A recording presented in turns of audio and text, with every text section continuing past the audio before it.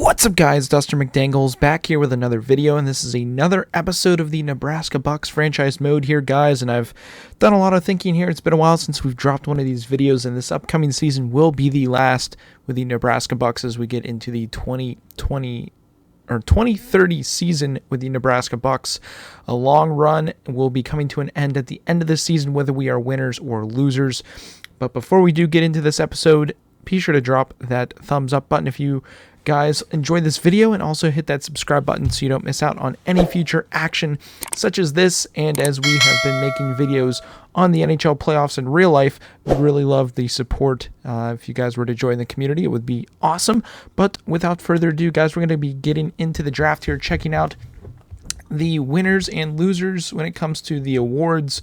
As you can see, Carolina Hurricanes beat us in the Stanley Cup playoffs last year. If you guys missed that video, I'll drop a card in the top right-hand corner so you guys can go ahead and check that out, as well as the Chicago Wolves were able to win the Calder. Salary cap goes up to $1.3 million. We're about to find out here the draft lottery, and the Kings are number 1. Islanders move up to 2, and nothing really too big with the changes there, so congrats to LA getting the top pick. And I think in this episode as well, guys, we're not going to go too crazy on trades or anything. There is going to be one player we might need to trade because I don't think we're going to look to re-sign him.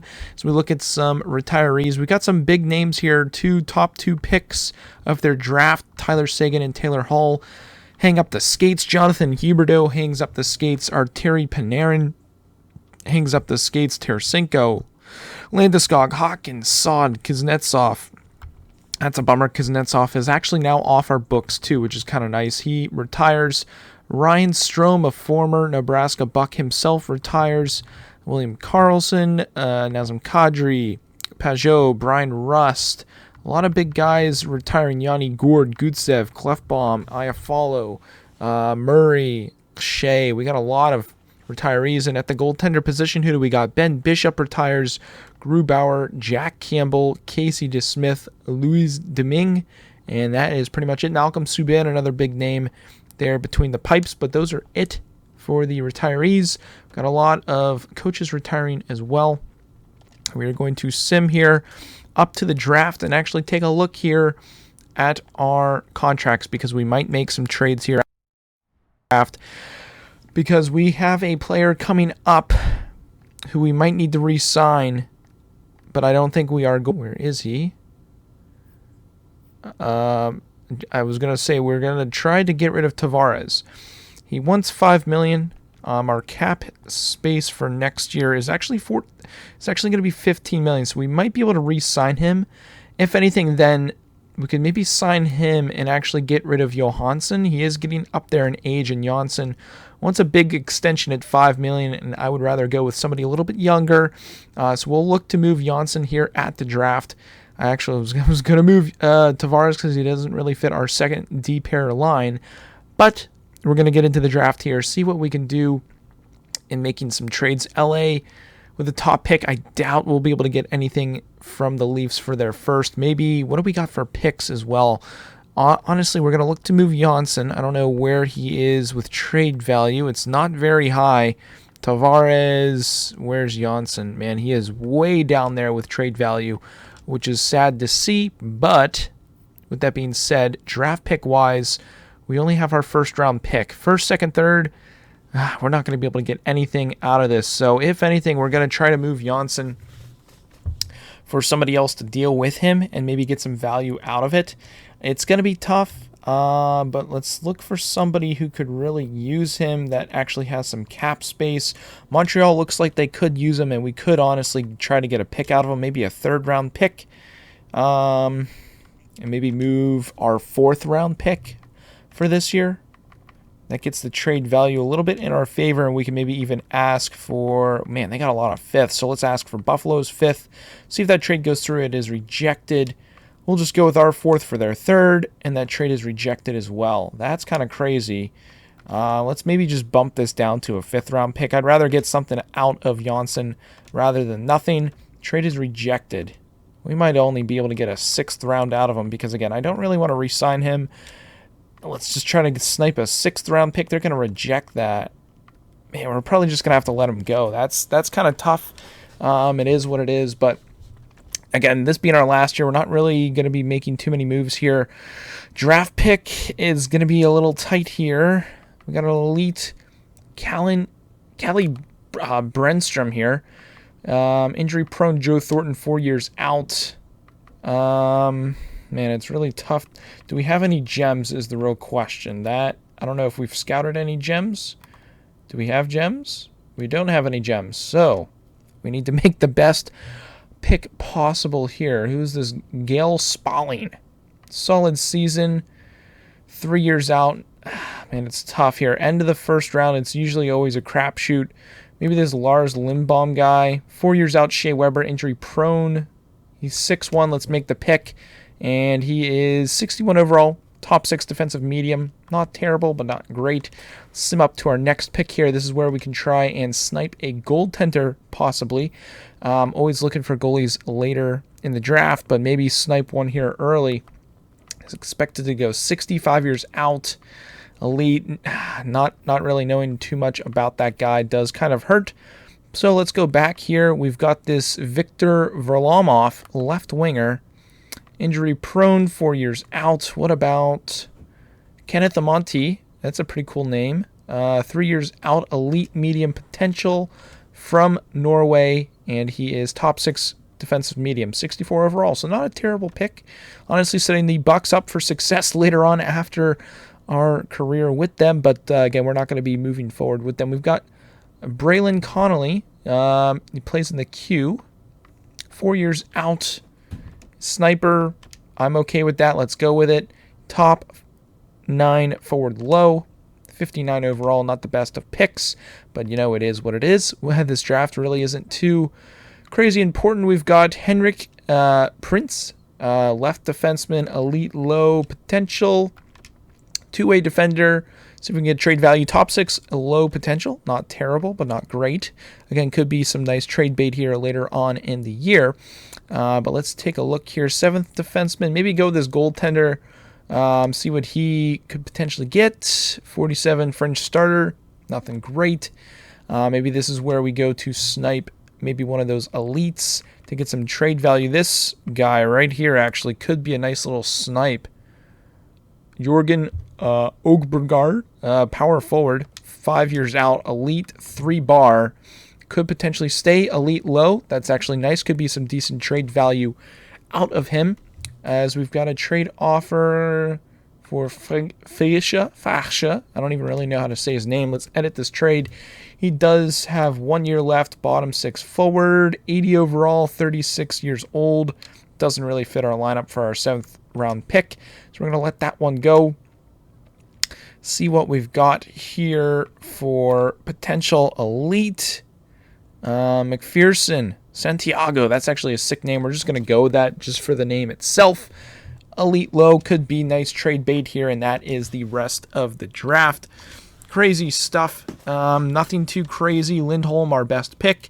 And this is where we get into the re-signing phase. So this is where we hope maybe somebody, we've got a Jay Bomeister needs to be re-signed. So we're going to hopefully re-sign him, which would be really nice. He does want a fair amount of money. He wants AHL head coach. He's our associate. We're going to offer him pretty much $1 million to stay in that position. Hopefully he stays, which would be great. But we've got a lot of scouts expiring as well, which we're not going to worry about because this is our last year. So we're not too worried about our scouts. But we are worried about contracts now. We got to try and find a way here to keep our boy Tavares, which I feel like we're going to be able to do. So 6'3", does he want to resign? He does, so we can maybe even get him down to like 6'1", for 4 years. I feel like that's a great deal for the Bucks. We also need, again, man, he wants 5. That's just not going to happen. We're going to have to let him go. Test the free market for him. And then Carlo, we did bring him in. What does he want? He wants $4 million at 81 overall. We're going to let that go as well. So, got a lot of guys we just let go. We got a couple guys here. This Zion guy is actually looking pretty decent. We're going to give him max rookie deal, 78 overall. Pretty awesome to see. We've got Heisha, who wants a pretty decent deal. We'll actually give that to him. And then Dodge here, he does want to re-sign. Let's go 3 years at, I feel like that's a really good deal for a two-way player. Dodge can dodge.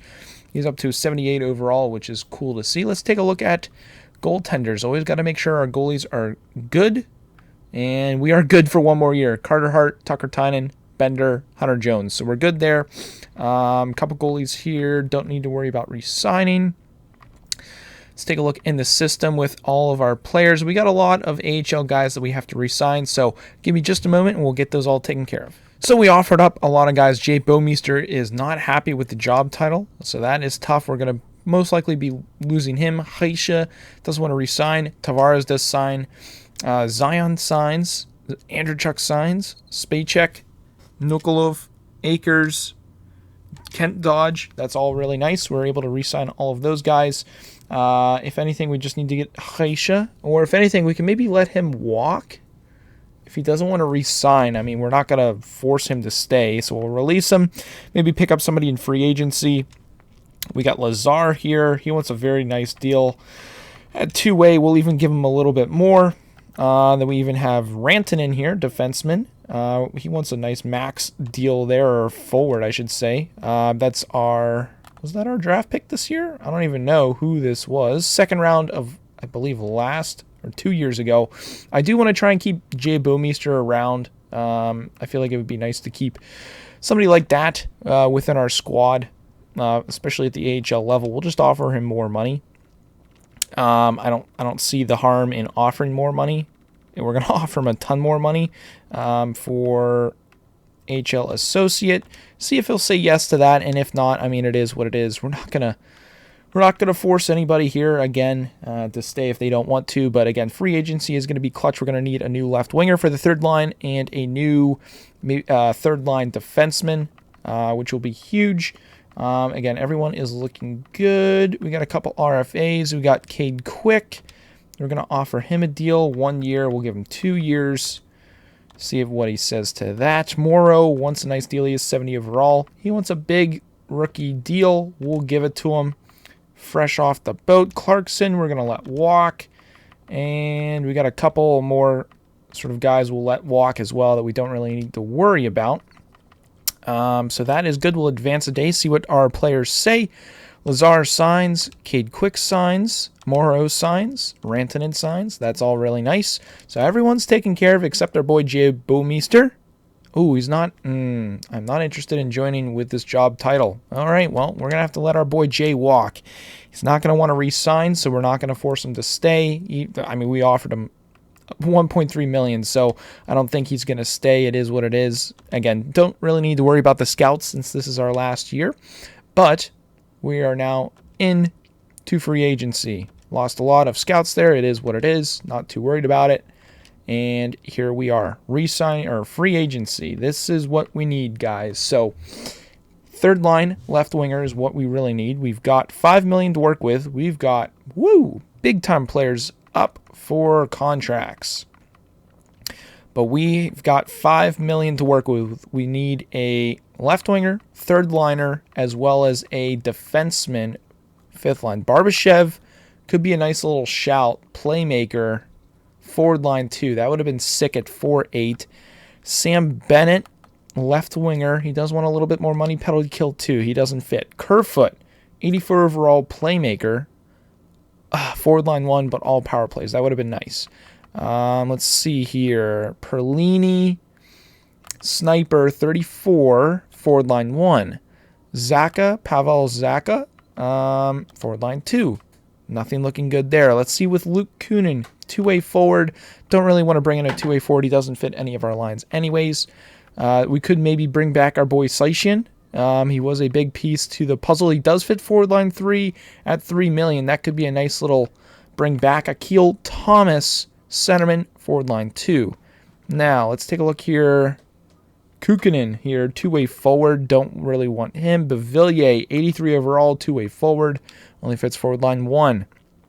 Let's see here. Norm Ness, 79 overall. Don't want to bring him back. Gould, this could actually be a nice little shout for defenseman, but he is a two-way defenseman. starting to get down in overalls, but let's see here. Jordan Greenway. This could be nice if he fits that third line. Kind of sucks, but that would have been really nice. Power forward 2. Copa Bianco, don't really want to bring him in. Sonny Milano, 2-way forward. Doesn't really fit our team. Right now, the best looking guy could potentially be Seishian, and maybe bring him back to the Bucks. That'd be a nice little cool send off. McTavish, Mason McTavish, bottom 6 lines, but 80 overall. Nick Merkley, 2-way forward, though. That doesn't really work with our team. Man, we're going to have to go with our boy. I'm okay, honestly, with Seishian. He wants 3,775. We'll give it to him. We'll even give him a little bit more. One-way deal. Seishian, he was always great with the boys. 81 overall. Now I want to take a look at defensemen. What do we got in our price range? Around $2 million is really where I'm looking to go. Is there anybody good? It's not looking great. Around the $2 million range. Man. It's not looking good at all. Boys, what are we saying here? I'm not too sure. Maybe Martinuk here? Defensive defenseman, all penalty killing lines. That sucks. He doesn't really fit. Maybe Ryan Lindgren. Could he maybe fit all defensive pairings? He does want 2.7. I don't know if we have the room for that, but we'll offer it to him, see what he says. I feel like that'd be a nice little steal, but it's really who we signed first, and that's really going to take our cap where it's going to be. So we'll advance a few days here. Got a trade offer for Anderchuk. We're going to let that pass. I just want to see who we can sign here. I'm really hoping we can get Seishian into the team. Lindgren is going to accept. Seishian is able to accept. So we got both our guys. So we're set. We don't really need to make any more plays here for free agents, especially with our cap. We have 1-2 to work with. Who do we got? Let's filter affordability. And do we bring anybody in? Is anybody worth bringing in? Ryder, our boy Ryder, forward line 1, not really worth bringing in. Let's filter by overall now with affordability. We got Trent Frederic, 32 center, power forward, all penalty killing lines. Who is this guy? Power forward, 26 years old.